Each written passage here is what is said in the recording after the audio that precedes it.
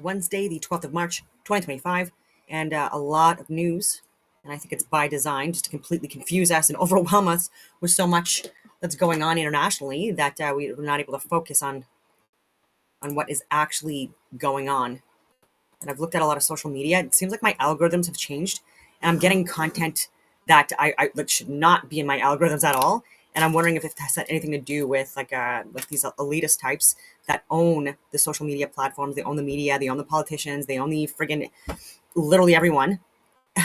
And I'm wondering if like because Mark Carney is now the prime minister, terrifying, that there's more money being pushed in order to promote woke bullshit in so many different levels, and because this is stuff that he's reinforcing. But before I get into that, I had a discussion with ChatGPT about populism versus elitism, and ChatGPT, even though again it's a very heavily influenced program, software program, whatever it is, it still has to acknowledge concerns. And so very interesting. Before I get into that, though, I like to go through my Instagram and just share some stories that I posted and give explanations to it. So this is I posted yesterday, effective March 20th. China imposed tariffs of up to 100% on Canadian agricultural products in response to Canada's 100% tariff on Chinese EVs and 25% levy on steel and aluminum. Canada is currently in a trade war with the world's two biggest powerhouses, the US and China. How did Canada end up in this situation? I can tell you exactly why. People like Trudeau and Freeland and their WEF people and the experts and people in Parliament that are knowingly working with and enabling this. It seems like Pierre Poilievre, though, he's his messaging is a little more on track now than it's been in the last friggin' few days, where he's just being very responsive in an incorrect way, very short-sighted, and then attacking President Trump.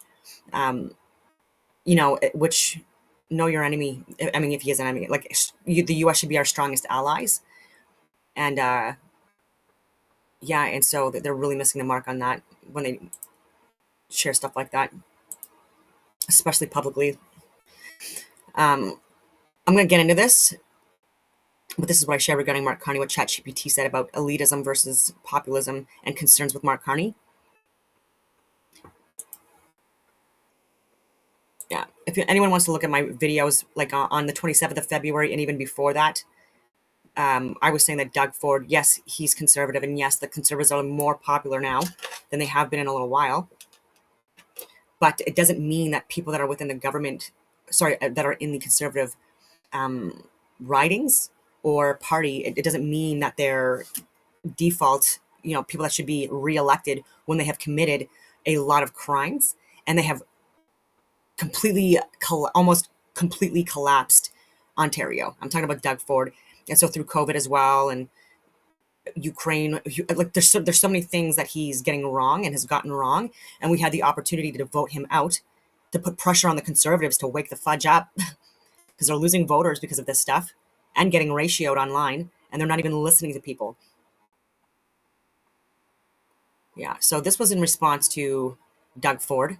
This is from DC Drano, sharing something from Donald Trump, from his Truth Social page. Canada just shut off electricity for some Americans, and now Trump is promising that they will pay a historic financial price. Nice to have a president that actually fights for Americans again, so it's ridiculous. Why would our country allow another country to supply us with electricity, even for a small area? Who made these decisions and why? And can you imagine Canada stooping so low as to use electricity that so affects the life of innocent people as a bargaining chip and threat? They will pay a financial price for this so big that it will be read about in history books for many years to come. Poke the bear. And I'll reiterate, because this is like circling, but we don't have the cards. We don't have the cards, Canada. As much as people are pushing on social media that, the David and Goliath. First of all, Ford is Goliath. He's morbidly obese, and I mean that in a respectful way. But this guy was pushing so many unhealthy mandates and lockdowns and measures on and forced inoculations on people as his decal business was profiting off of this, and then doing stories where he's making pies and stuff like that, and instead of telling people get outside, get some sunlight, exercise, eat healthy, none of that stuff.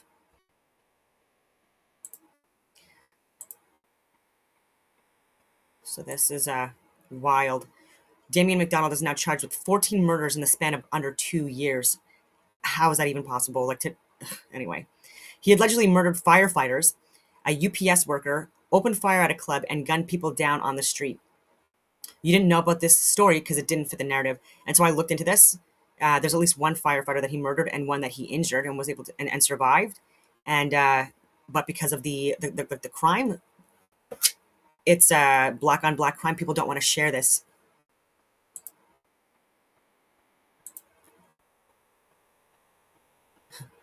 Canadians must pay their fair share of taxes, says Carney. My company avoided paying billions in taxes. Oh, you don't even see it. God damn it. I did that again. Here we go. I'll go back.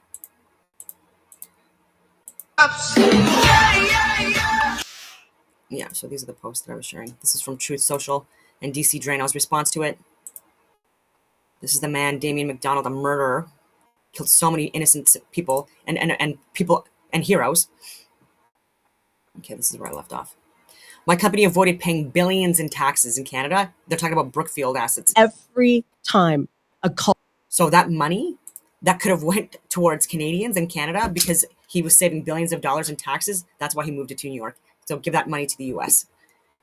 But he's for Canada and our economy, and he's going to fix things for us, despite the fact that he has destroyed, not destroyed, but he has ruined and made economies struggle during his tenure. And I'll get into every time when I give my conversations regarding ChatGPT.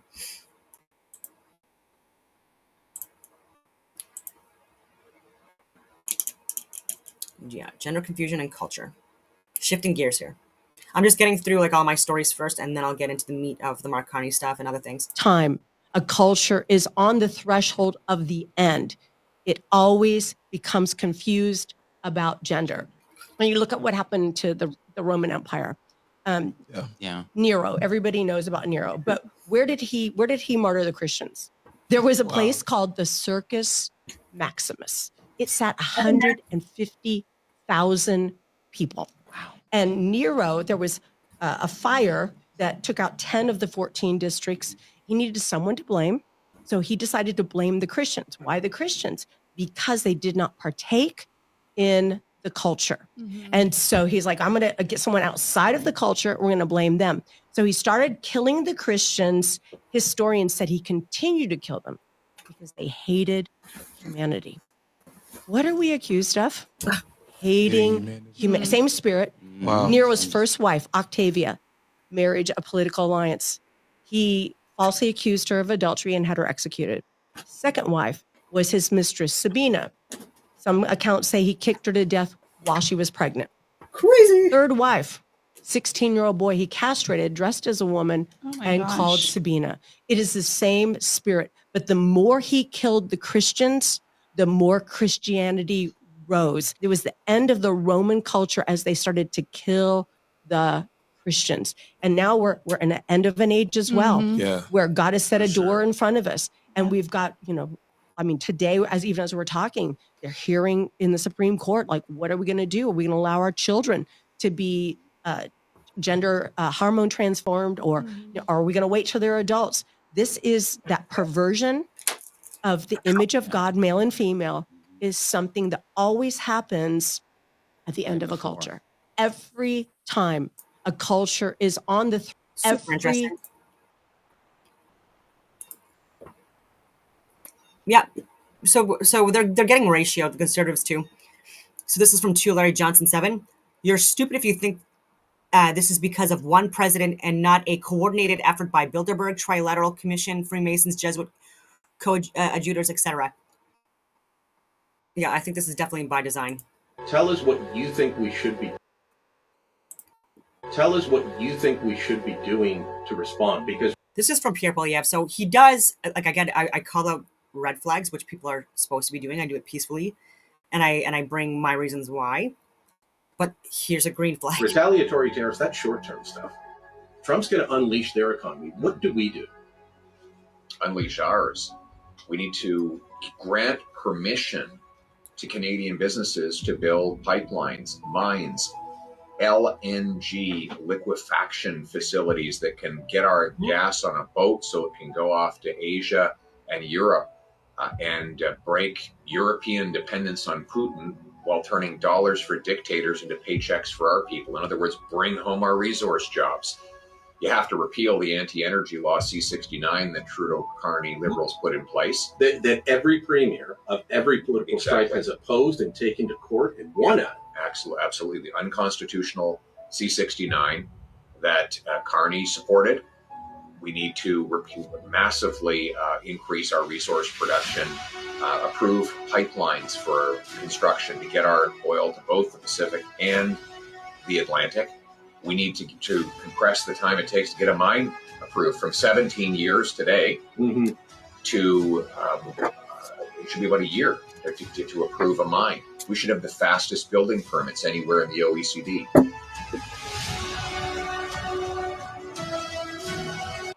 Tell us what you think we should be.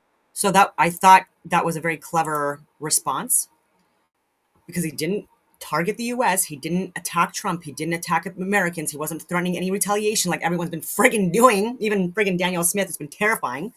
And so this was clever.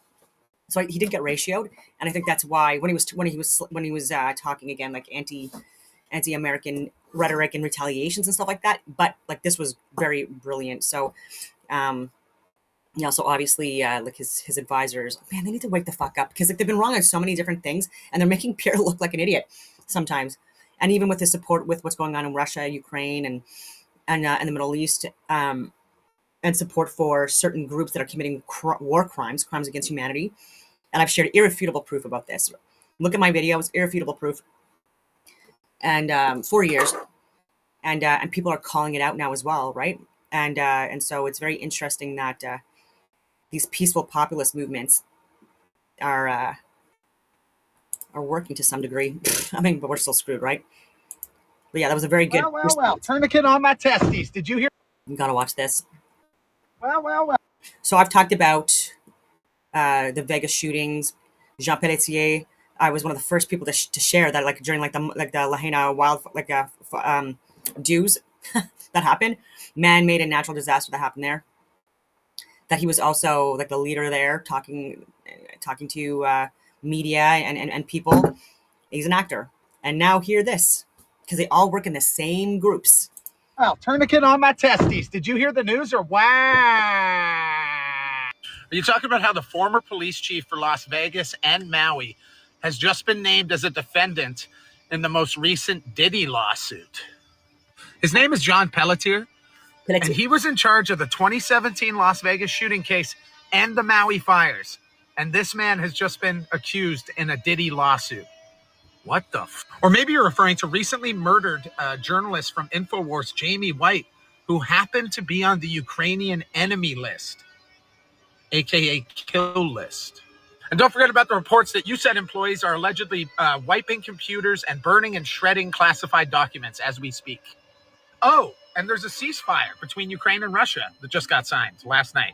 Oh, and the stock market is crashing a little bit. Now, bro, Drake came out and said the next step in his career might make some people uncomfortable. OnlyFans, I'm calling it. Drake, I don't even know what he does. He's like a rapper, like an actor or whatever. So whatever he does next, I'm not even going to be aware of unless I'm looking at social media posts, because I don't follow his shit.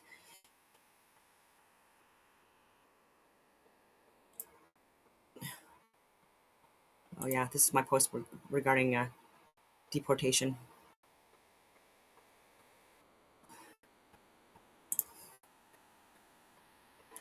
The man who brought the Soviet Union to its knees, in his words. And this is 22 chilling quotes from his speech. Socialism of any type and shade leads to a total destruction of the human spirit and to a leveling of mankind into death. A decline in courage may be the most striking feature which an outsider observer notices in the West in our days. Should one point out that from ancient times declining courage has been considered the beginning of the end? Every biology knows this habitual extreme safety and well-being are not advantageous for a living organism. Today, well-being in the life of Western society has begun to reveal its pernicious mask. The defense of individual rights has reached such extremes as to make society as a whole defenseless against certain individuals, like the Carney types. It is time in the West to defend not so much human rights as human obligations. Hastiness and superficiality are the psychic disease of the 20th century, and more than anywhere else, this disease is reflected in the press. I have received letters in America from highly intelligent persons, maybe a teacher in a faraway small college who could do much for the renewal and salvation of this country, but his country... Just 1 second here, because it's cut off.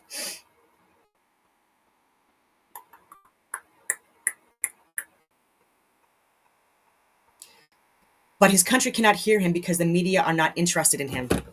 Sounds very familiar. But should someone ask me whether I would indicate the West such as it is today as a model to my country, frankly, I would have to answer negatively. No, I could not recommend your society in its present state as an ideal for the transformation of ours. A fact which cannot be disputed is the weakening of human beings in the West, while in the East they are becoming firmer and stronger. I don't really know about that. There are meaningful warnings which history gives a threatened or perishing society. Such are, for instance, the decadence of art or a lack of great statesmen. Only moral criteria can help the West against communism's well-planned world strategy. There are no other criteria. So moral criteria. But they're not talking about violence, none of that stuff. Courage can mean speaking out against it, educating people in a peaceful, diplomatic way. That's what they're talking about. In spite of the abundance of information, or maybe because of it, the West has difficulties in understanding reality such as it is. I could not agree more, and especially when you get to the more upper class. Anyway. And yet no weapons, no matter how powerful, can help the West until it overcomes its loss of willpower. In a state of psychological weakness, weapons become a burden for the capitulating side. In the American democracy at the time of its birth, all individual human rights were granted because man is God's creature. That is, freedom was given to the individual conditionally in the assumption of his constant religious responsibilities, or oaths, or the commandments, or so many different religions, right? Follow like certain rules and obligations. All the glorified technological achievements of progress, including the conquest of outer space. I don't think we've been to what we're calling outer space. I think this is a contained environment, but I'm not going to throw the baby out with the bathwater, obviously. Do not redeem the 20th century's moral poverty, which no one could imagine even as late as the 19th century, as in the 19th century. Yeah.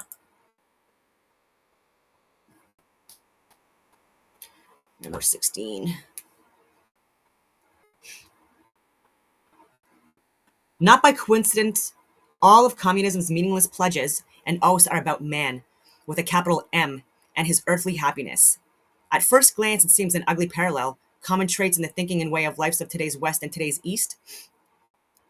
It's all about the man, yeah, individualism and pronouns and this and that, and identifying as ze, them, zer, they, the, what. No, this is exactly like these people, respectfully, have been psyops. They've been captured, the brains, respectfully.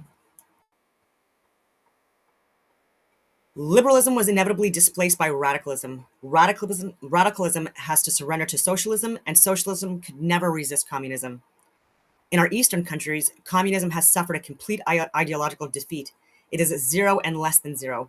But Western intellectuals still look at it with interest and with empathy. Even if we are spared destruction by war, our lives will have to change if we want to save life from self-destruction. So these wars that are going on, like these invisible wars, whatever you want to call them, these psychological wars, psychological operations, what I've talked about before countless times, MK Ultra stuff, that's such a small part of it, but economic warfare as well. And so these betas, and I mean that respectfully, these warmongering betas that are using these tactics, right? These are the ones that don't actually go on the front lines, nor do their families and stuff like that. And they're the ones that absolutely profit and exploit. And they don't care about societal outcomes. If the world has not come to its end, it has approached a major turn in history, equal in importance to the turn from the Middle Ages to the Renaissance. We shall have to rise to a new height of vision, to a new level of life where our physical nature will not be cursed as in the Middle Ages, but even more importantly, our spiritual being will not be trampled upon as in the modern era. This ascension will be similar to climbing onto the next anthropological stage. No one on earth has any other way left but upward.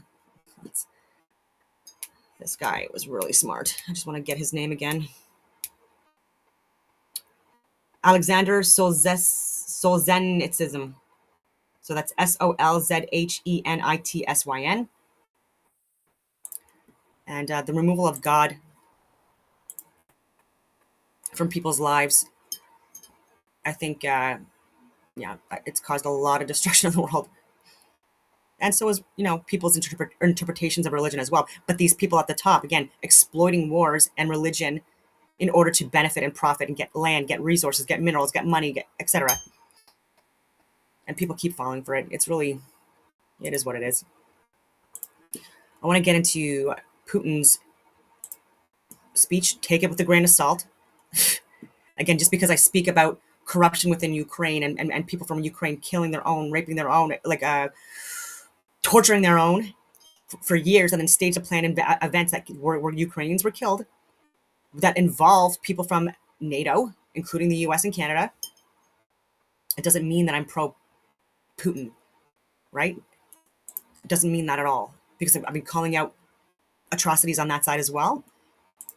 But I've also said that he's had a very tapered approach to, like, he could have retaliated in so many different times throughout this war that could have been avoided, because there should have been a peaceful diplomatic resolution. Anyways, it's too late now for that. But he even when people were blatantly lying internationally about even with the ghost of Kiev, the Ukrainian soldiers allegedly dying on Snake Island, like, people were calling for fucking war against Russia, and they're like, we didn't do this is a lie. But there was so much backlash for that. Blowing up Nord Stream and Nord Stream 2, which impacted Europe as well. Obviously Russia is part of that, but like Germany and stuff like that, people were impacted. And this was NATO that did that. And then they tried to blame it on Russia. And then we had even our friggin' Canadian generals trying to call Article 5, which means NATO, World War III level shit. And he had no idea. They have no idea what they're talking about. And then they're slamming me when I'm calling this stuff out and saying respectfully, I'm on the ground in Ukraine. I should know. Yeah, you're being psyopsed. And I'm going to get into how you're captured and how much propaganda you've been pushing at the expense of Ukrainians. So yeah, you're actually causing more harm than good, and we're funding this. And Trump is ratio too, over Thomas Massie, who is a hero, very smart man, who has been calling out so much stuff within government, including COVID, going against Trump, if people will remember that. And oh my God, so many other things too that this guy has spoken on, APAC handlers and stuff like that. And then his wife not mysteriously, like, she died of like respiratory issues. Like a couple of weeks after he went on Tucker Carlson calling this stuff out. And he's right again, I think, in this situation when he's talking about the budget and things like that. Like, there's people in my network that disagree with me on this. That's fair. There are good points being brought up on both sides, but I'm more aligned with what Thomas Massie is saying, and I understand where he's coming from, because Israel, yet again, this is not to target Israel, because there's people from within and Jewish communities internationally that have been speaking out about these crimes against humanity that are being committed by Israel, and they want their stories to be shared. There are whistleblowers even from the IDF and intelligence services within the Israeli government that have been calling this out, right, trying to expose the truth. And $4 billion more going in to aid to Israel, and then an additional almost $4 billion separate from that for military. And this is like, we're like, what are you doing, right? And so also with with Ukraine as well, it's continuing to fund and provide weapons, but like, there's a peace deal on the table here. So, and they have openly admitted that they would not be able to be in a war if it were not for the assistance of the U.S. Let me make that clear. And so when you stop it, that is when it stops, right? Like, not giving more money anyways. And it doesn't even go to the people on the front lines. These are still money laundering schemes. These are still contracts where the money is going to lobbyists. There's kickbacks going to people within the government, celebrities, which is why people like Sean Penn and other sellouts went to visit Ukraine and see Volodymyr Zelensky, another fucking actor, to try to, again, push propaganda. So many other lies about people, oh my God, even the dam, like that was Ukrainian soldiers as well that blew that up. Tried to blame Russia. There's so much. So let's see what Putin has to say in response. With the increase in the cost of goods and so on. But experts know this. They will tell you about it in detail. Far-fetched ideas to defeat Russia on the battlefield. They themselves refuse to contact us. If they want to come back, welcome. I saw their reaction to our telephone conversation with the US president. And I saw their reaction to the high-level meeting in Riyadh. Indeed, this reaction is emotional and devoid of any practical meaning. Why? Because in order to resolve complex and even acute issues, including on the Ukrainian track, both Russia and the United States must take the first step. What does it consist of? This first step should be dedicated to increasing the level of trust between both states. This is what we did in Riyadh. And this is what the next possible high-level contacts will be devoted to. Without this, it is impossible to resolve any issue, including such a complex and acute issue as the Ukrainian crisis. But what do the Europeans have to do with this? This concerns bilateral Russian-American relations. Why do we need the Europeans here? What will they do here? And in the telephone conversation, by the way, and at the meeting in Riyadh, of course,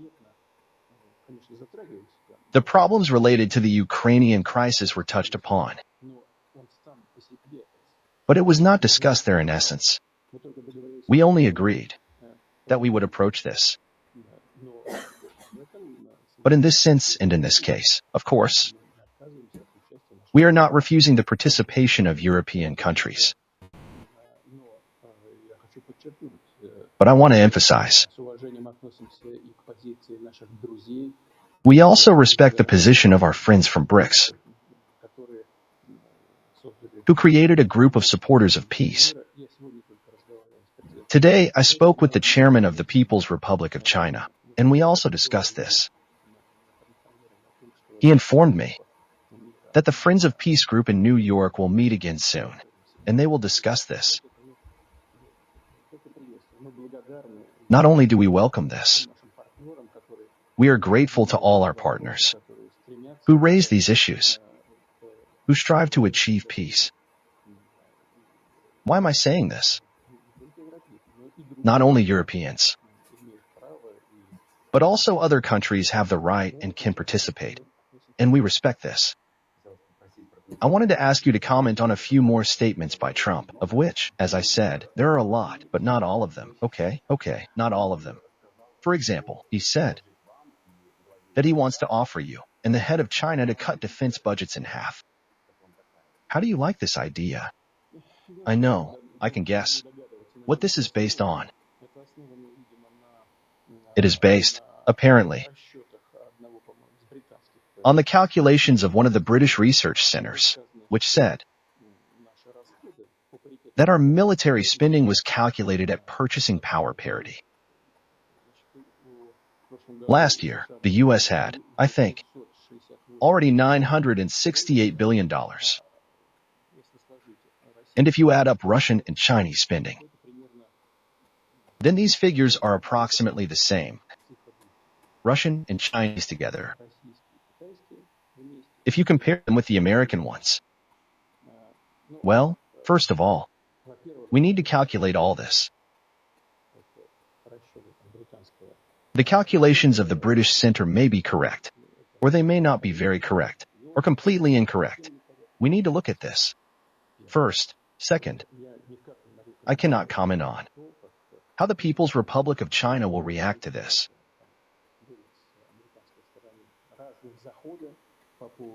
There were different approaches from the American side regarding strategic offensive weapons and other very serious issues. Therefore, this is a matter for the People's Republic of China. But we could agree with the United States. We are not against it. It seems to me that this is a good idea. The United States would reduce these military spending by 50%. Then we would reduce them by 50%. And the People's Republic of China would then join this process, if it wants. We believe that this proposal is good, and we are open to discussions on this matter. Trump also imposed duties of 25% on steel and aluminum imports from all countries. And we once worked well with the United States on the aluminum issue. How do you like this trade policy? Now, I do not want to comment on the trade policy of the United States. It has been associated with sanctions for many years. We consider these sanctions illegal and harmful to world trade, to the economy. And, in my opinion, such a policy harms both us and those who introduce these sanctions. And as for trade policy, increased rates, duties, and so on, each country determines this independently. What is beneficial to it, and what is not beneficial to it? I can understand the logic. They want to drag production to themselves, create jobs, force people to pay taxes at all levels of the tax system, and so on. Yep. But at some point, of course, these actions will encounter certain difficulties associated with inflationary pressure, with the increase in the cost of goods, and so on. But experts know this. They will tell you about it in detail. As for aluminum, in 2017, in my opinion, we supplied about 15% of aluminum from all American imports. That is,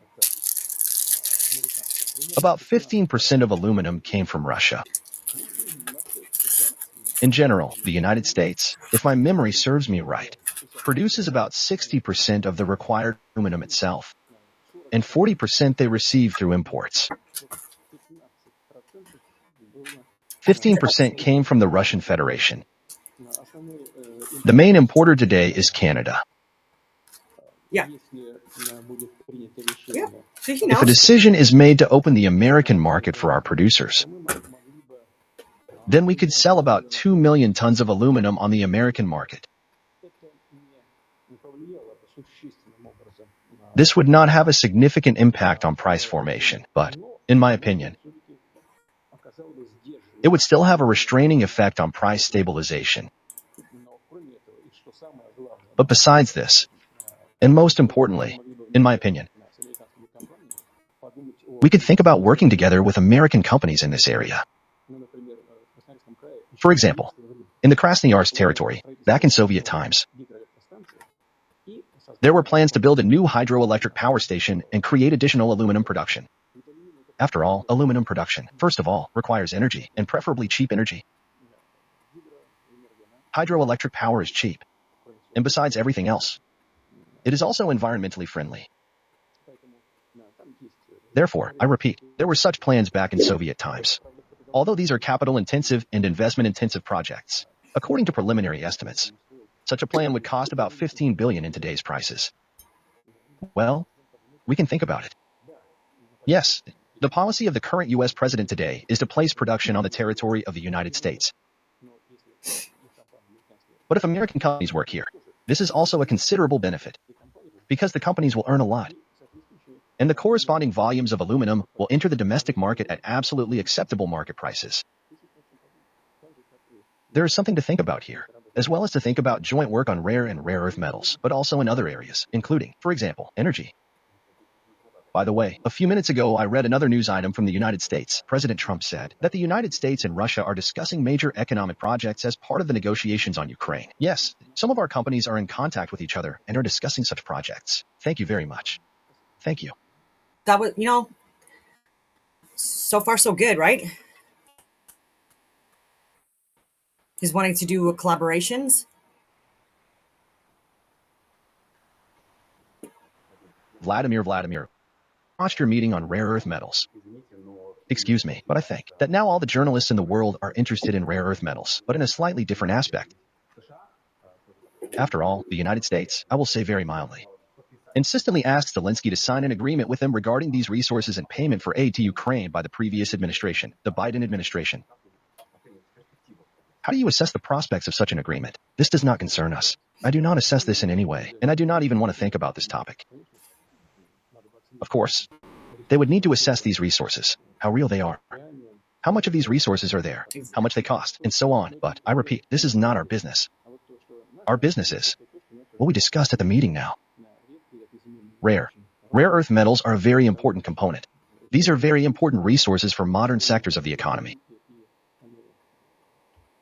We are doing little in this area so far. We must do more. And the purpose of today's meeting is to concentrate administrative resources for work in this area at the first stage. Incidentally, we would be ready to offer cooperation to our American partners. And when I say partners, I mean not only administrative and government structures, but also companies. If they showed interest in working together. Of course, we have an order of magnitude. I want to emphasize this. We have an order of magnitude more resources of this kind than Ukraine. Russia is one of the undisputed leaders and reserves of these rare and rare earth metals. We have them in the north, in Murmansk, in the Caucasus, in Kabardino-Balkaria, in the Far East, in the Irkutsk region, in Yakutia, in Tuva.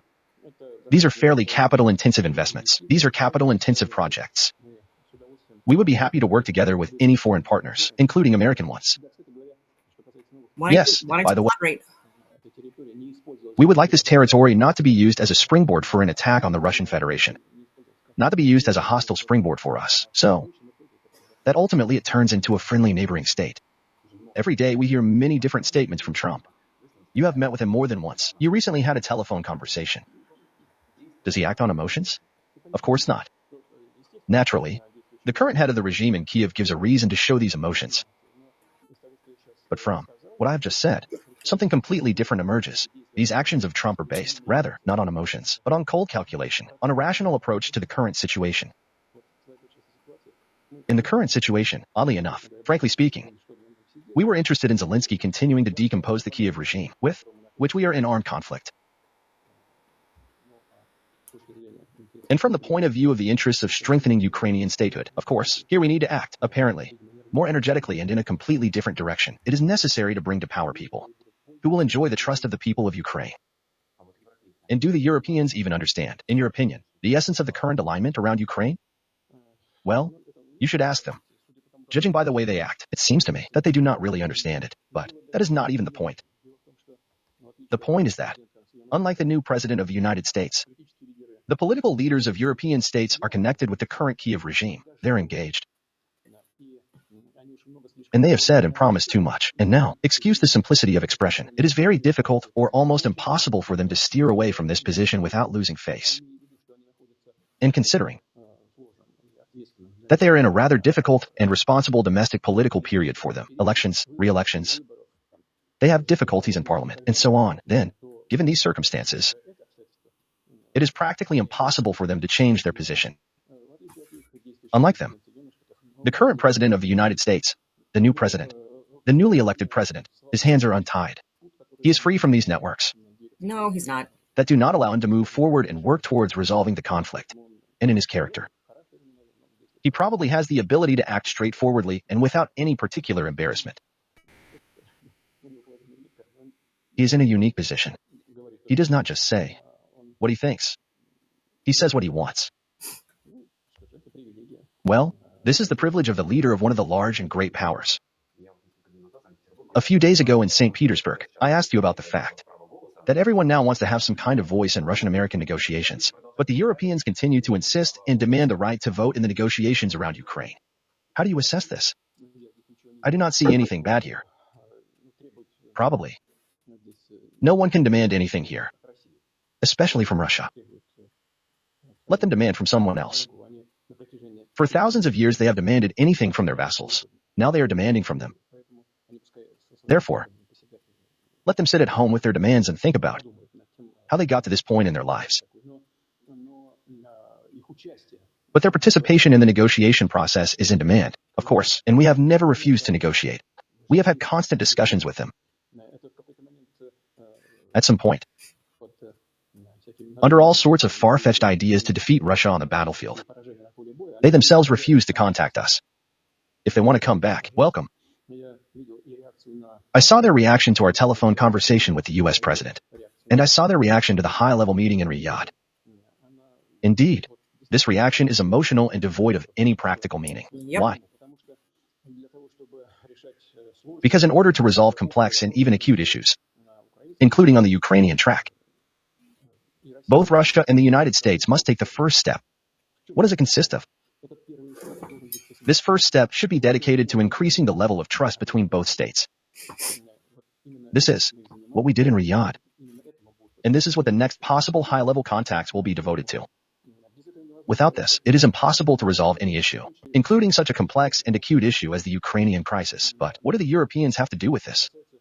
This concerns bilateral Russian-American relations. Why do we need the Europeans here? What will they do here?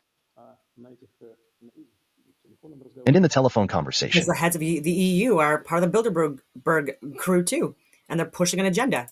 by the way, and at the meeting in Riyadh, of course,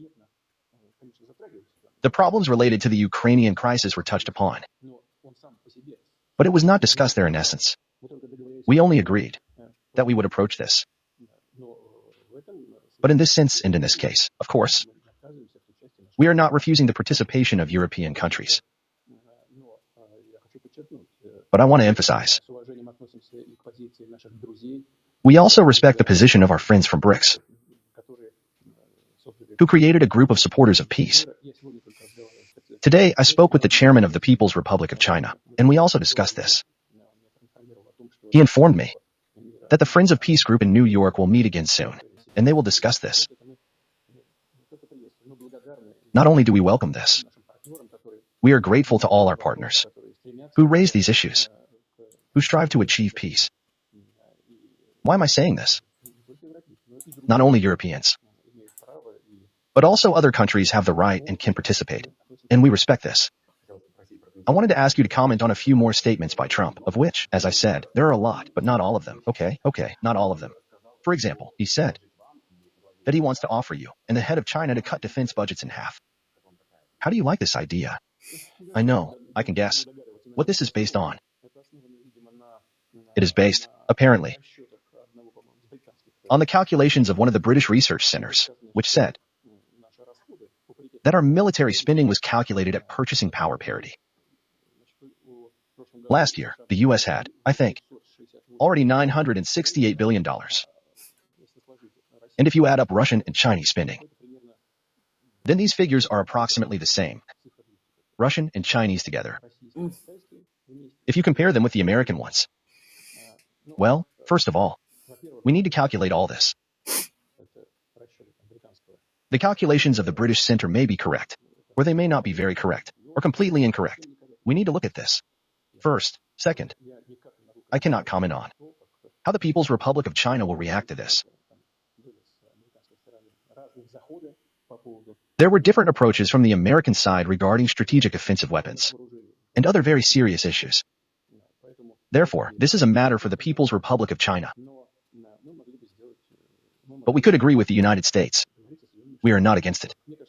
It seems to me that this is a good idea. The United States would reduce these military spending by 50%. Then we would reduce them by 50%. And the People's Republic of China would then join this process, if it wants.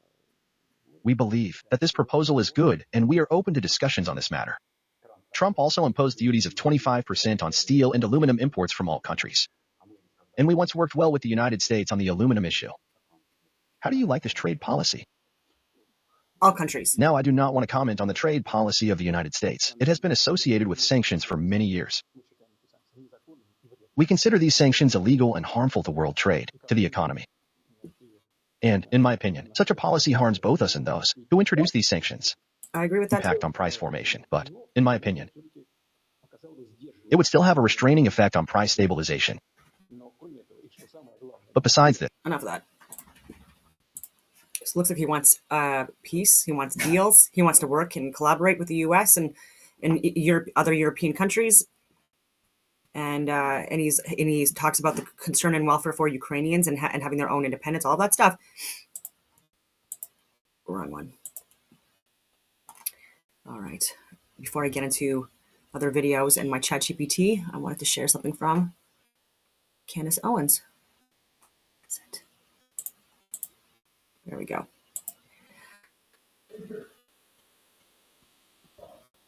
that Emmanuel Macron has hired a crisis PR firm in the United States. And this crisis PR firm has connections at TikTok. In one day, all 4 of the Becoming Brigitte clips that we cut on TikTok were hit with strikes, and my account is now facing a ban. Okay, this all happened last week. It's been insane. And we are dealing with this. And I think the best answer to this would be for people to go watch the series, to watch every series that we do.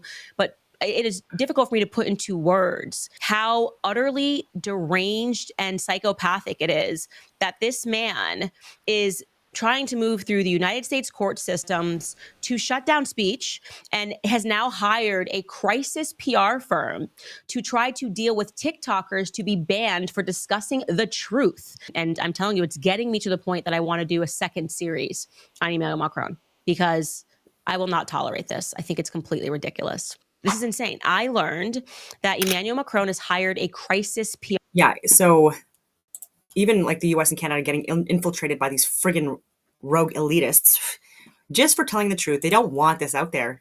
And so how is this legal? I don't know.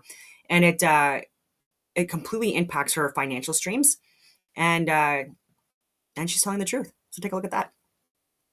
All right, now onto ChatGPT. It's really interesting here. All right. Has England defaulted on gold? I searched the most random things because that was circulating yesterday. The UK has not officially defaulted on its gold obligations. However, recent developments have raised concerns about the availability of physical gold in London. Gold withdrawals, approximately 8,000 gold bars, accounting for about 2% of the Bank of England's total stock, have been withdrawn in recent months. That's interesting. Delivery delays. The Bank of England has experienced delays in fulfilling gold delivery requests, with waiting times extending from the usual days to up to 8 weeks. Market impact. These delays have led to increased borrowing of gold from central banks by market participants and have contributed to a surge in gold prices. Anyway, so that's just to clarify that. Avi Yemeni, he is someone that I've called out from Rebel News, and I've said that he's a propagandist and he's biased, and he's bragged about committing crimes against humanity, and yet still somehow he gets a platform. Oh my God. And gets way more views than I do, and way more people supporting his bullshit than my content, but it is what it is. Avi Yemeni is an Australian-Israeli commentator and former soldier in the Israeli Defense Forces, IDF. He served in the IDF's Golan Brigade from 2005 to 2008, primarily along the Gaza border. In a video shared on social media, Yemeni discusses his experience during his military service, acknowledging that he shot at Palestinians who were throwing rocks near the Gaza border. So you don't kill people, you don't kill kids or brag about it for throwing rocks. Anyway, it goes on from there. This was also circulating. Is ivermectin one of the most violent fertility toxins? Ivermectin is an antiparasitic medication primarily used to treat infections caused by certain parasites in humans and animals. There's no substantial evidence to classify ivermectin as a violent fertility toxin. However, some studies have explored its potential effects on male fertility. A 2011 study involving 37 Nigerian men treated with ivermectin for onchocerciasis, river blindness, observed a significant reduction in sperm count and motility, along with an increase in abnormal sperm morphology. And again, these could be tailored reports and studies also. However, the U.S. Food and Drug Administration has stated that male infertility is not a known side effect of ivermectin. Again, don't take what they say, take it with a grain of salt is what I mean to say. Animal studies, but a study in male rats administered ivermectin observed undesirable effects on male fertility, including altered expression of specific genes in the testes. However, co-administration with alpha-lipoic acid appeared to mitigate these adverse effects. So, if you're concerned about fertility issues, take alpha-lipoic acid, ALA. It's a common supplement that you can be bought at any friggin' Shoppers Drug Marts or Walgreens, I'm sure as well. Anyway. Is Carney anti-populist? Mark Carney, Canada's newly appointed Prime Minister, has built a reputation as a technocrat with a strong commitment to liberal globalism, positioning him in opposition to rising populist movements. Throughout his career, Carney has addressed issues often associated with populist sentiments, such as wealth inequality. In 2011, he described the Occupy Wall Street protests as entirely constructive. Again, yeah, because he wants CBDCs, and he knows that things like crypto and other things like that put more wealth in the hands of the people and not your little friggin' group of elitists.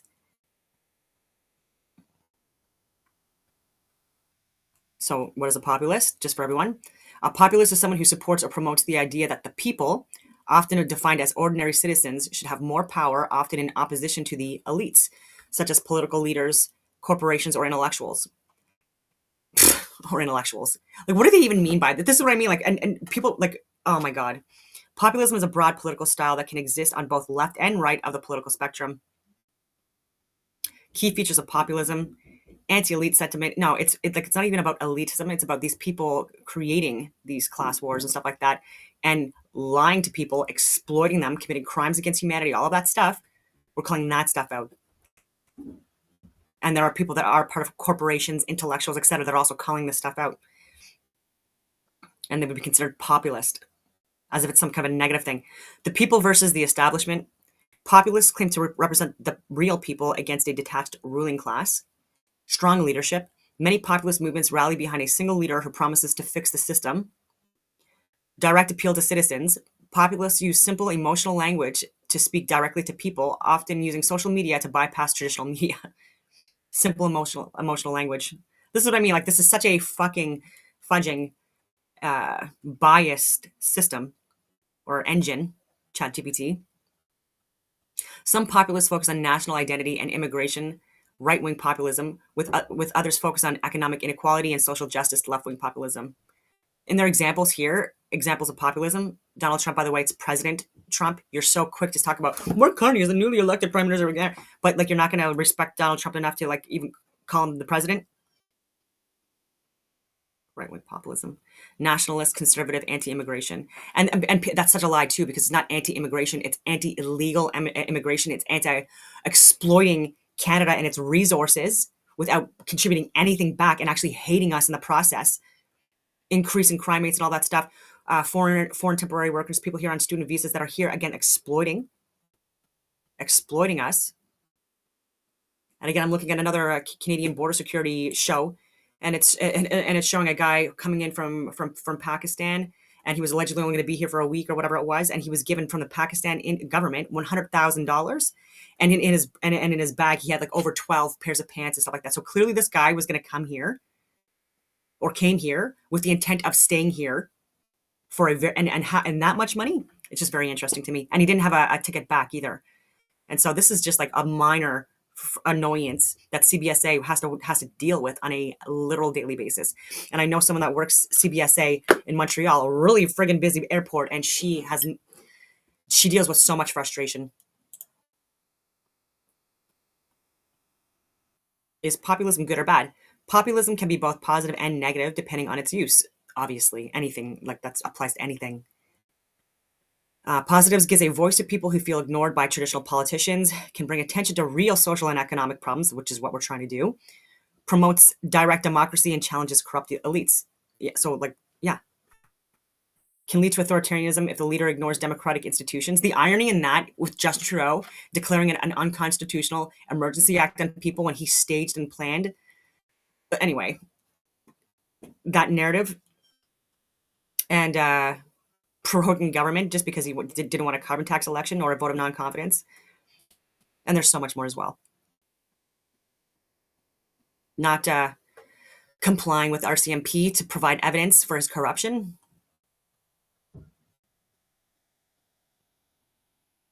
Yeah, the people in the populist movement are trying to call out anti-democratic values that are the elitist entitled brats that are currently at the highest levels of our government, and the experts that they hire and the corporations that they're hiring, like McKinsey, not the experts, calling them out respectfully and peacefully. Many people across the political spectrum believe that powerful elites in government, corporations, and media often act in ways that benefit themselves rather than the common people. There is strong historical and modern evidence to support skepticism about elite power structures. Here's some key reasons why. Government elites and corruption. Lobbying and corporate influence. I've talked about this so much. In many countries, corporations and wealthy donors fund politicians, leading to laws that favor big business over ordinary citizens, like even with Soros and Schwab and WEF and FEMA, like you name it. FEMA and BlackRock and Vanguard and Raytheon, and I haven't already said that. Chase, JP Morgan, Goldman Sachs. Example, in the US super PACs, political action committees allow unlimited corporate donations, which critics argue leads to policy decisions that benefit wealthy. Political elites prioritizing themselves. Many politicians live by different rules than ordinary people, enjoying privileges, insider trading, loopholes, and lifetime benefits. Example, in Canada and the US, politicians have been caught engaging in stock trades based on insider information, something illegal for regular citizens. Government overreach and power consolidation. Governments sometimes expand surveillance, restrict freedoms, or manipulate narratives to maintain control. Example, the NSA, mass surveillance programs revealed by Edward Snowden, show governments spying on citizens without consent. It's not even just the NSA, it's the CIA, it's the FBI, it's Palantir, it's Oz, it's Oracle. Corporate elites and exploitation, wealth inequality growing. The richest 1% own more than half of global wealth, while many people struggle with stagnant wages. Example, during COVID-19, billionaires' wealth skyrocketed while small businesses shut down. Thanks, Carney. Corporate tax evasion.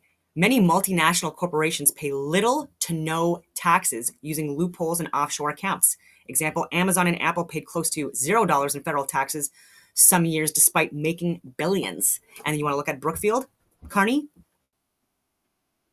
and your other companies? And even in Texas and Florida, I believe, like taxes for certain corporations and businesses and stuff like that, they pay significantly less taxes. And I think that's also why a lot of these billionaires and multimillionaires are like have moved to Texas and Florida. I don't think it has anything to do with possibly politics, but everything to do with money. That's what they do. Media consolidation and bias. A handful of corporations control most mainstream media, like USAID and stuff like that, influencing what news is reported and how it's framed. Example, only 6 companies own 90% of US media, and similar patterns exist in Canada and Europe. Media manipulation and narrative control. Selective reporting and censorship. News outlets often omit key factors or spin stories to align with their own interests, to their owners' interests. Example, media downplayed certain financial crisis while favoring bailouts for banks. Big tech and censorship. Social media giants like Facebook, Google, and Twitter have been accused of silencing dissenting voices. Example, certain political viewpoints or COVID-19 discussions were removed or shadow banned. I dealt with that myself. Psychological manipulation. Fear and division are used as tools to control public perception and keep people fighting among themselves rather than challenging the system. And this has been done for decades. Well, thousands of years. Example, mainstream media pushes culture wars while ignoring economic issues that affect everyone. Historical and recent scandals proving elites are self-serving. Panama Papers and Pandora Papers 2016-2021 revealed how the wealthy hide billions in offshore accounts. 2008 financial crisis, banks got bailed out while ordinary people lost homes and jobs. Thanks, Carney. Epstein scandal showed how elites were involved in criminal activities yet received legal protections. Yeah. Final thought, populists aren't wrong about elites. Not all elites are corrupt, but many powerful people use their influence to enrich themselves at the expense of the majority. Both left-wing and right-wing populists recognize the corruption of elites, though they differ in how they think it should be addressed. Public skepticism toward elites is justified, and holding them accountable is crucial for democracy. And we're talking about calling them out, exposing them for what they are, where they're forced to resign or get investigated and fired and jailed. How would you like specific examples for? Anyway, so Carney has said that he is an elitist globalist, which leads to national collapse. Like, I just type in whatever I want. Mark Carney, Canada's newly appointed prime minister, has acknowledged perceptions of him as an elitist and a globalist. In a recent interview, he addressed these characterizations, stating that while some may view his background in global finance and policy as elitist, he believes such experience is essential for effective leadership in today's interconnected world.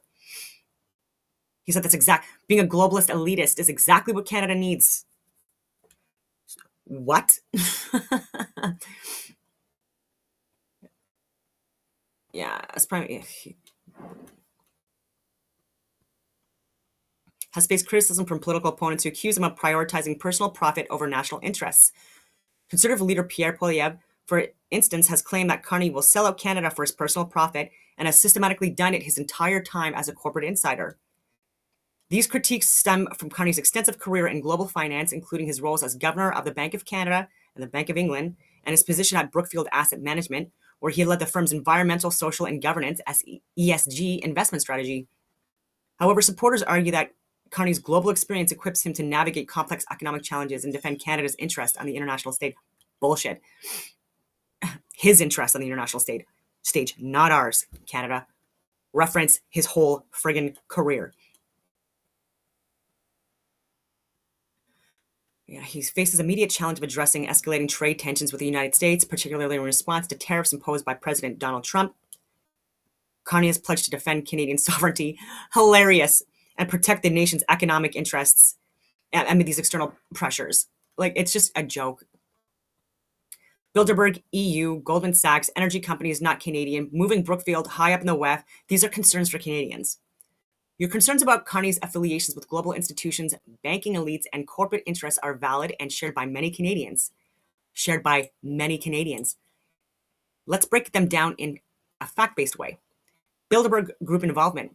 Carney has attended multiple Bilderberg meetings, including those in 2011, 2012, 2022, 2023, 2024, 2025. I'm going to update this a little bit. Bilderberg is a closed-door meeting of global elites, politicians, bankers, corporate executives, and media. Critics argue that decisions affecting national sovereignty are made behind closed doors without public accountability. Concern.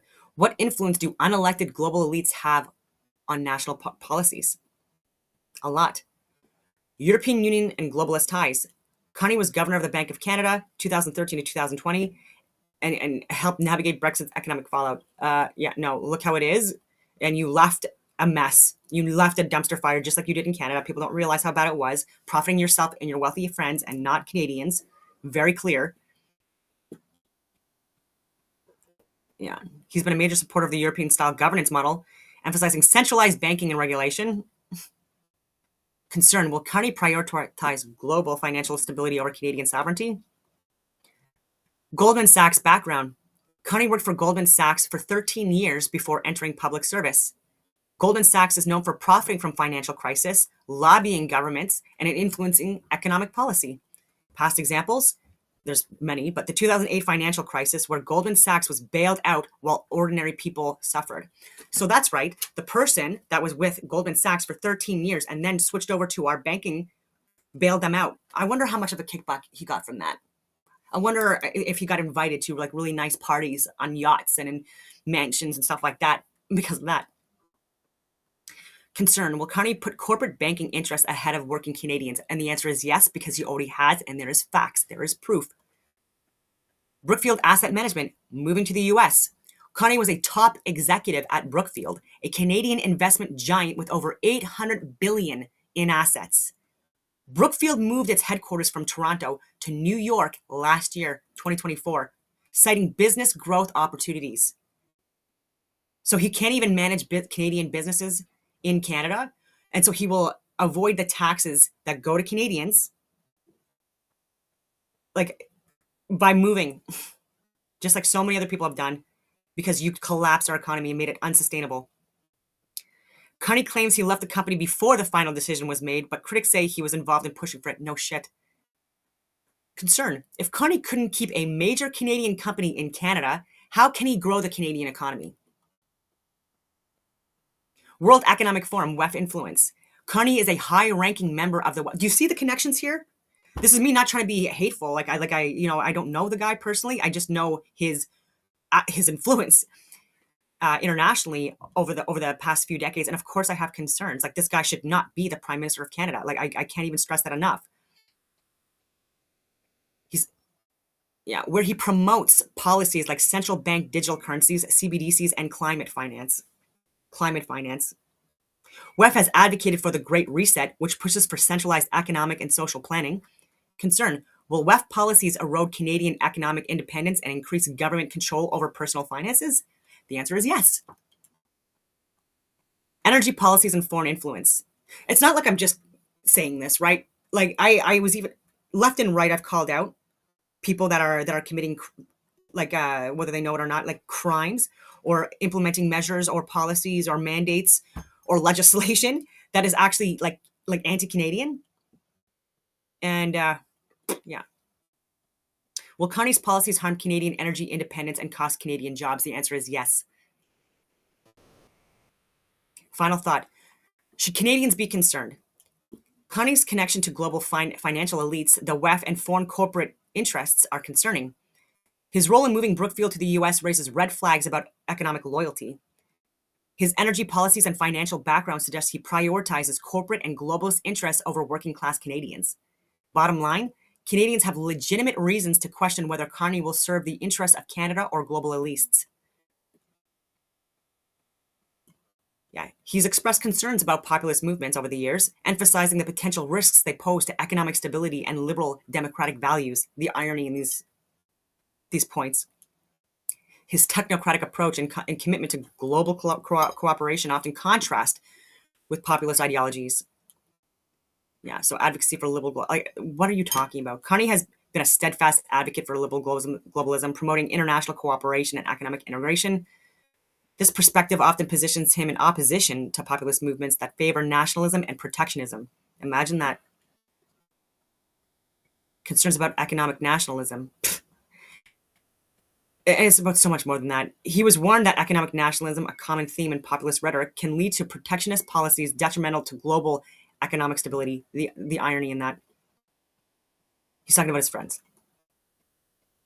Elitist label. Critics often label Carney as an elitist due to his extensive background in global finance and policy. No, it's what he's done and who he's worked with and who he's been around and what meetings he's gone to and what organizations he's affiliated to that have caused societal collapse in so many different places. Like, what are you talking about? It's not a perception. These are facts. And if people think that these CBDCs, that these digital, digital finances, that are a good thing, biodigital convergence, AI, like advanced technology, that it's not. Carney acknowledges issues often highlighted by populist movements such as wealth inequality. He has described movements like Occupy Wall Street as entirely constructive. Of course, again, he's going against anyone or any people or movement that goes against his bottom dollar. When he left the Bank of Canada in England, bank bailouts and centralization ended up worsening the economy. Is right after he left. That was just my own. I wanted to see what ChatGPT would say about that. Mark Carney served as governor of Bank of Canada from 2008 to 2013, and the Bank of England from 2013 to 2020. During his tenures, he implemented policies aimed at stabilizing economies during financial crises. Bullshit. Anyway, the periods following his departures witnessed economic challenges, leading to debates about the long-term impacts of his strategies. Bank of Canada. Carney acted swiftly, again, this is so biased, by cutting interest rates and providing liquidity to banks, bank bailouts, measures credited with keeping money flowing through the Canadian economy during the financial crisis.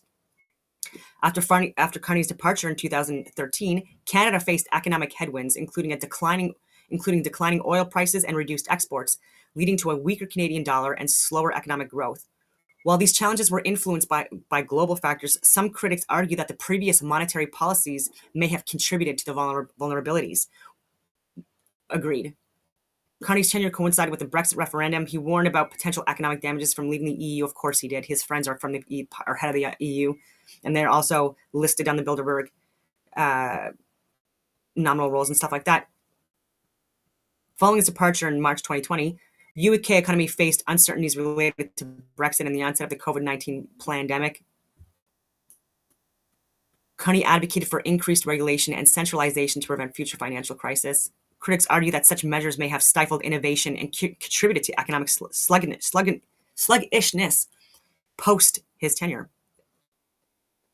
Global economic factors, commodity price fluctuations, geopolitical developments, that they also planned, significantly impact national economies.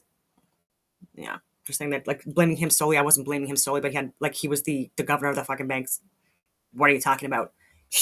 Like, number 1 or number 5 on that list, right, of the thousands of people involved.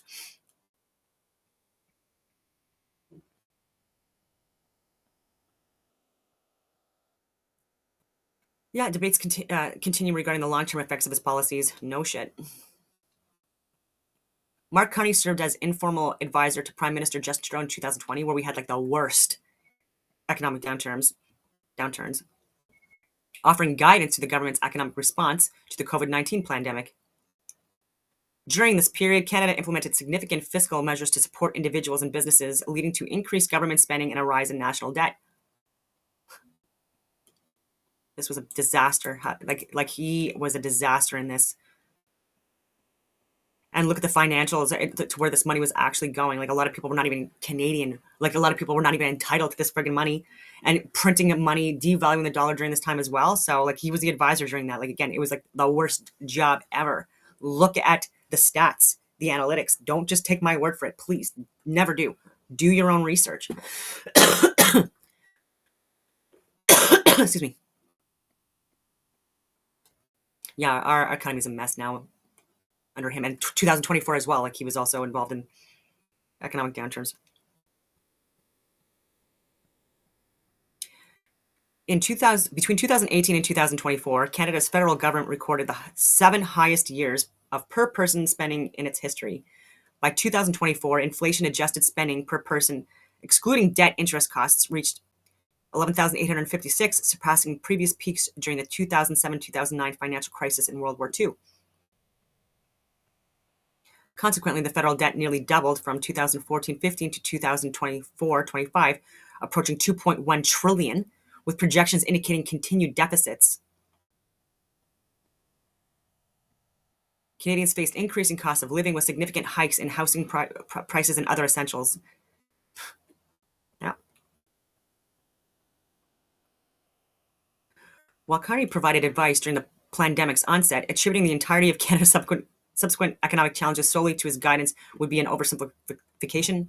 I agree. I'm not saying that. I'm saying Chrystia Freeland and countless others also had something to do with this, obviously. But they're also listening to him. So.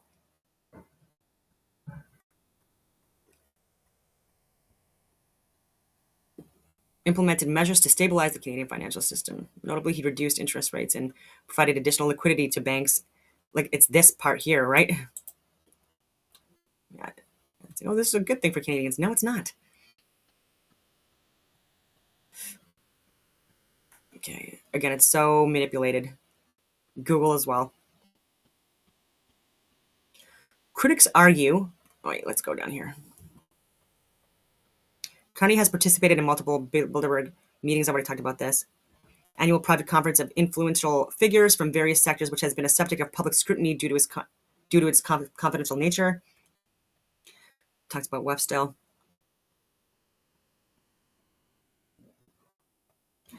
A preference for global perspectives, potentially at the expense of national interests.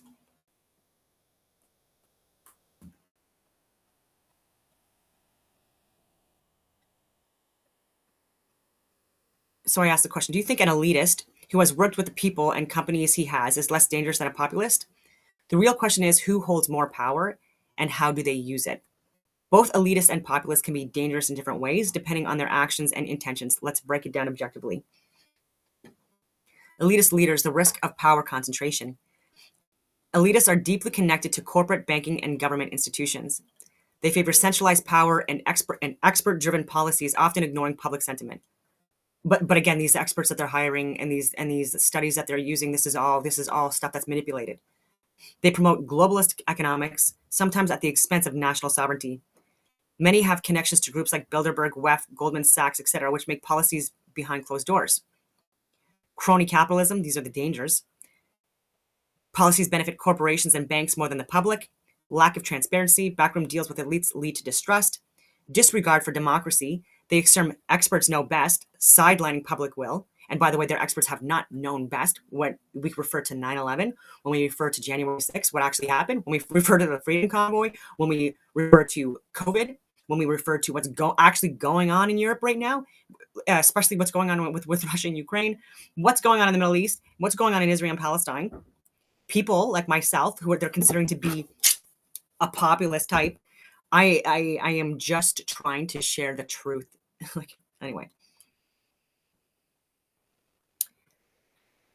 So, example, Mark Carney's policies at the Bank of England and Canada favored financial institutions over ordinary citizens. I'm not saying this. ChatGPT is saying that. So this is an example they're giving. His policies at the Bank of England and Canada favored financial institutions over ordinary citizens. And he's our prime minister. Populist leaders, the risk of extremes. Populists claim to fight for the people against corrupt elites. They challenge mainstream media, corporations, and institutions that control wealth and power. They appeal to public emotion and mobilize mass support for major political changes. We're not appealing to public emotion. It's not about emotions at all. It's giving facts, government, medical, scientific data, facts, stats, analytics, examples from history, videos. Yeah, so apparently anyway. Who is more dangerous? Elitists is more dangerous when they suppress democracy, work for corporate interests, and manipulate global policies behind closed doors. A populist is more dangerous when they erode democratic institutions. But again, these elitists that we're calling out, we're saying that they're doing that. So there's irony in this. Spread misinformation and create instability. And so the spreading of the misinformation, again, like the irony in that is that like the misinformation is being spread by these elitists, these entitled people. The media that they hire, the education systems, with the heavy funding and manipulation there as well. Which is worse depends on who is in power and how they govern. Yeah. The best alternative, not unchecked elitism, not unchecked populism, a system where both public and expertise are balanced. Totally agree with that.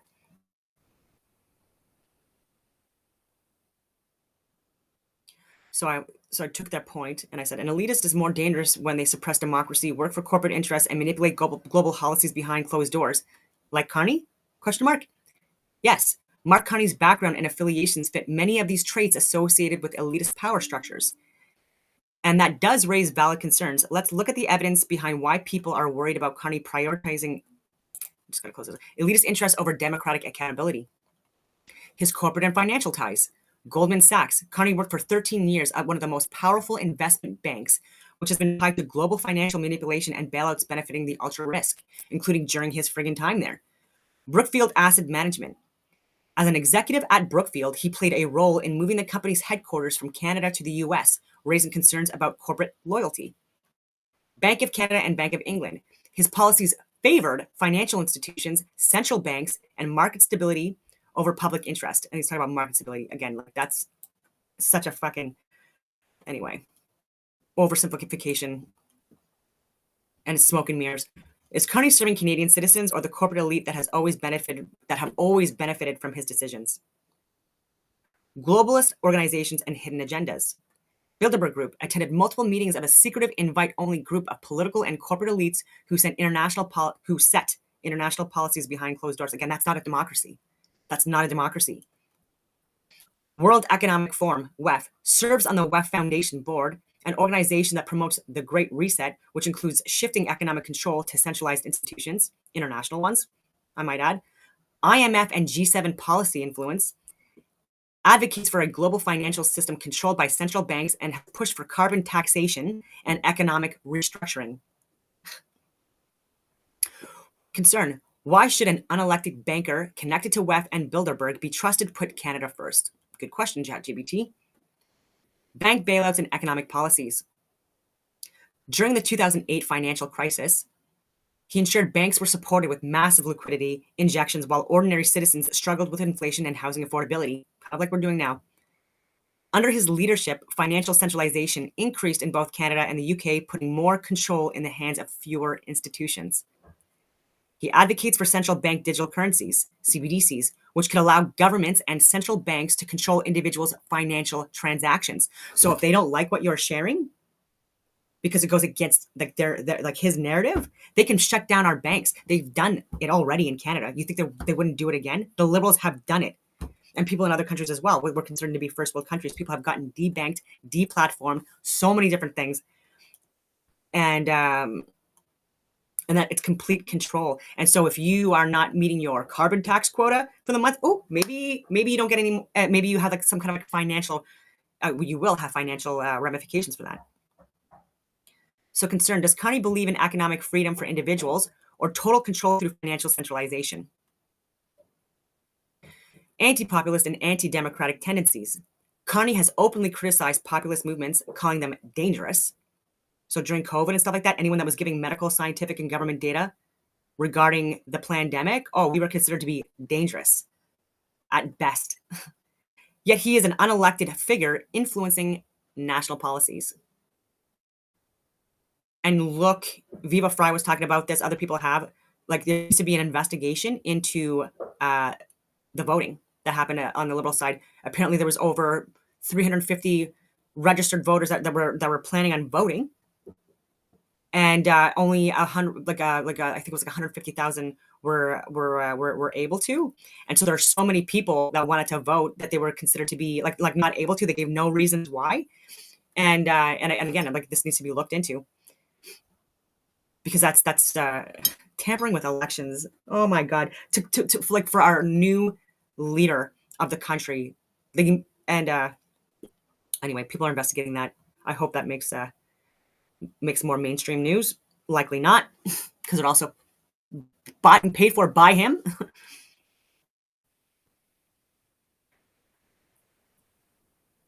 His elitist approach to economic management suggests that he believes central bankers and corporate leaders, not ordinary people, should determine national direction. He downplays national sovereignty, advocating for more global governance and international financial concern. How can someone who disregards national sovereignty be trusted to serve the interests of Canadians? Final question. Is Carney a danger to Canada? If you believe that unelected elites should not have the disproportionate control over economic policies, then Carney's background is extremely concerning. His history suggests he prioritizes financial institutions, globalist organizations, and corporate power over the well-being of ordinary Canadians. Carney is the very type of elitist leader who suppresses democracy, works for corporate interests, and manipulates policies behind closed doors. That's from ChatGPT. Carney is the very type of elitist leader who suppresses democracy, works for corporate interests, and manipulates policies behind closed doors. I wanted to see when Thomas Massie's wife died. I was interested in that stuff because we were talking about Massie yesterday. And again, I'm a supporter of him. I was talking about Iran again. And so, is Iran using nuclear energy for free energy alternatives? I was just curious about that. Iran's nuclear program, initiated in the 1950s with U.S. support under the Atoms for Peace initiative, was originally intended for peaceful scientific exploration. Over the decades, Iran has developed various nuclear facilities, including those at Natanz and Fordo, primarily focused on uranium enrichment. The Atomic Energy Organization of Iran, AEIOI, established in 1974, oversees the nation's nuclear technology research and development. In recent years, the AEOI announces plans to construct nuclear power plants generating up to 20 gigawatts in regions such as Khuzestan, Bushehr, Sistan, Hormozgan, and Baluchistan. I'm mispronouncing that. But so there's a lot of misinformation about nuclear energy and nuclear capabilities that people are trying to create. And this is for what we call like free energy, or using nuclear energy in order to power communities. Despite these, and I'm wondering again, like, why are they're getting targeted very much so, like, not able to have the capacity to have these nuclear capabilities, even though it's for energy for their country. We're allowing this to happen in other countries, like Japan uses. Like, there's so many other countries that do use these capabilities, not in any type of like defense manner or for weaponry. And the people that are pushing for wars and all this other stuff, they're the ones that own the energy grid. It's like oil, electricity, all of this stuff. And so they stand to lose profits by people having alternative ways to get access to energy without using things like oil and natural gases and electricity, and coming up with new ways of utilizing the ether to harvest energy. Anyway. Despite these developments, so it's the atomic energy, I already talked about that. Iran's nuclear activities have raised international concerns, particularly regarding uranium enrichment levels approaching weapons-grade purity. The International Atomic Energy Agency, IAEA, reported that Iran has enriched uranium to 60% purity, nearing the 90% threshold required for nuclear weapons. 60%, nearing the 90%. Like, this is what I mean. Like there's a 30% disparity here. Iran maintains that its nuclear ambitions are peaceful, asserting no intention to develop nuclear weapons. They've been saying this for a very long time, and I really wish people knew what the hell they were talking about. Anyway. And then I was looking at Ignatieff, because Michael Ignatieff came up again. Because with Mark Carney, they're talking about him not being a real Canadian and how he left Canada, like, to avoid rumors and all that stuff, and making himself look like a dumbass before actually being the new unelected leader, courtesy of the Bilderberg groups.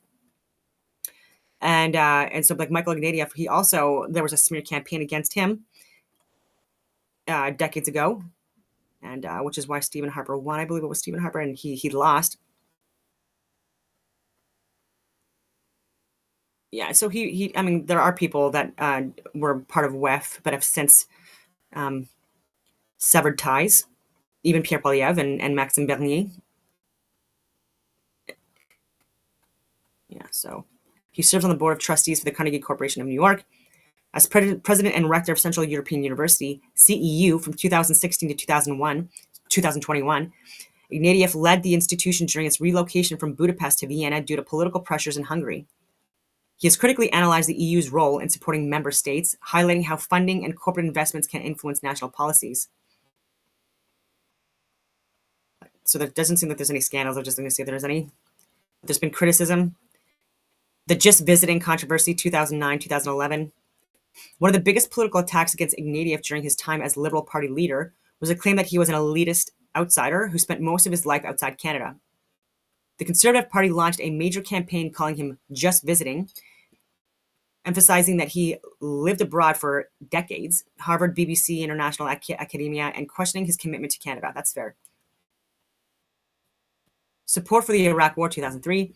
Before entering politics, Ignatieff supported the U.S. invasion of Iraq, stating that America had a duty to bring democracy to Iraq. I don't agree with this.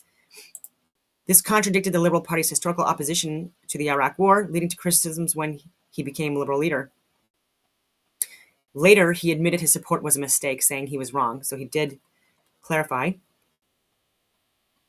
Allegations of weak leadership, yeah, for sure. Failed to effectively challenge Prime Minister Stephen Harper despite leading in the polls early on. Under his leadership, the Liberal Party suffered its worst electoral defeat in history in 2011. Was he out of touch with ordinary Canadians in grassroots politics? Controversies in Hungary, Central European University. As president of CEU, Ignatieff clashed with Hungarian Prime Minister Viktor Orbán, who accused the university of being a globalist, foreign-controlled institution. Orbán was not wrong. The Hungarian government forced the university to move from Budapest to Vienna, branding it as a tool of billionaire George Soros and Western elites. So Orbán's been saying that for a very long time now and has concerns with that. And so do people, the ordinary people of Canada that are speaking out on this stuff. Did his leadership escalate political tensions with Hungary, or was he a victim of authoritarian government policies? Connections to elitist globalist groups. WEF involvement has spoken at WEF. A lot of people have ties to the U.S. think tank, involved in Carnegie Corporation and other U.S.-based foreign policy groups, raising questions about his priorities. Does he align more with globalist agendas than Canadian national interests?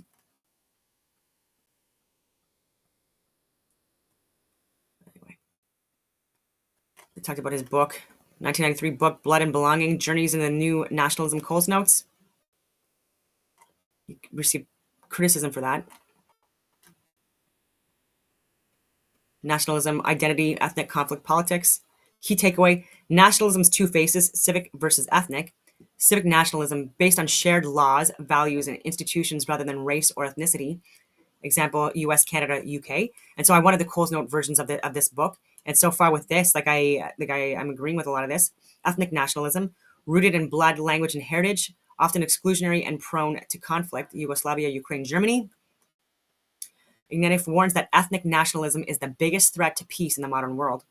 Example, he contrasts Canada's multicultural nationalism with the violent nationalism seen in the Balkans and former Soviet states. Ignatieff travels to 6 regions where nationalism has caused identity crisis or conflict. Yugoslavia, ethnic cleansing, national fueled by historical grievances and propaganda. A lot of that. Germany, reunification challenges. Ukraine, Oh, came back. Anyway, interesting. Nationalism is neither good or bad, nor bad. It depends on how it is used. Civic nationalism can unite, while ethnic nationalism often divides. I do agree with him there. I don't agree with everything, but again, don't throw the baby out with the bathwater. Nationalism in the future. A warning. Ignatius questions whether global institutions, example UN, EU, can control nationalism. Fears that ethnic nationalism will continue to drive conflicts in the 21st century, and it's all by design. Calls for tolerance, democracy, and legal frameworks to balance nationalism. So, final verdict. Great for understanding nationalism, history, political identity. Criticism, some say Ignatius focuses too much on elite perspectives rather than grassroots national movements. Yeah, a lot of people didn't know that Pierre was adopted. I have videos on this from years ago saying that, and that his father is he's a homosexual. And people that claim that people that are conservative are like anti-LGBT, and like hate and are homophobic, all that are trans. Like, we're not. A lot of people I know like have been fully not captured by division, like absolutely believe that people that who are homosexual should have the same rights as people who are heterosexual. A lot of people have a misconception that that's not the case. I'm talking about that, like the ones that are not real, like the super ultra religious types that take their Bibles literally, and so no one has cared. And so his father came out when he was a teenager as being gay, and he is like the leader of the Conservative Party. And I don't know why this isn't talked about more, because everyone that's part of the alphabet soup friggin' group like seems to think that he again is pushing like anti-LGBT friendly narratives and stuff like that. Nothing to do with it. He's talking about people capturing these communities and making it worse for them. And anyway, that's all I want to say about that. I'll stop sharing. Now I want to get into PSYOPs.